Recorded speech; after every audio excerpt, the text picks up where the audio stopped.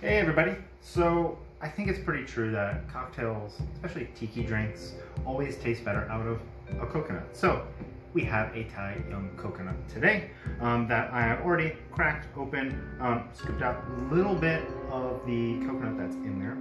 The top, really you're not going to need, but we're going to make a really kind of classic drink you'd find in the Caribbean. I've had this many times in the Caribbean.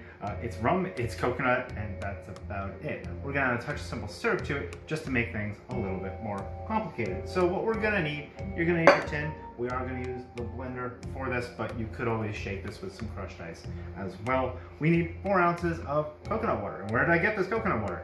Well, when I cracked this open, I didn't have any accidents. I got to retrieve all the coconut water. 1 young coconut should yield about a cup to a cup and a half of coconut water. You're gonna want to strain that just in case you got any bits from when you were chopping this off. How do you do that? Go on YouTube and watch plenty of videos. You want a nice sharp knife? I like to use the butt of the knife, score it all around, and then usually you can just pop it right open. You can get really fancy and use a saw, but you're gonna probably lose some stuff in the meantime. So we're gonna start with 4 ounces of coconut water. So we got 1, 2, 3. It's the most boring part of this entire video. And 4. A little bit of simple syrup, and we're just trying to sweeten this up a hair, just a little bit. I'm gonna use a honey syrup, which is pretty much just thinned out honey, bring it to a boil, cool it down, and you're good to go. Next, what we have is 2 ounces of rum. I prefer something aged, something with a little bit of flavor, something that's a little more bold. I've got this Cayman Reef 5-year that I got recently at the store.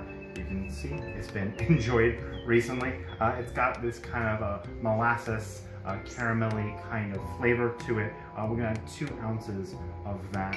We're gonna add some ice. We're gonna blend that in our blender. And then that's it. Garnishment, the coconut is the garnish. So I've got some crushed ice here. Just a little bit. You're roughly adding about a cup or so of crushed ice. We're gonna get this going on our mixer. We're just trying to get it nice and happy. That 10 seconds in there is all that you really need. It should get a little bit of frothy in there, and that's when you know it's good to go. The tin should be really cold. Take that out. We're going to strain that in, and then we'll backfill with whatever ice that's going to fit. So why do you want to strain this? Because there's only going to be so much room in your coconut.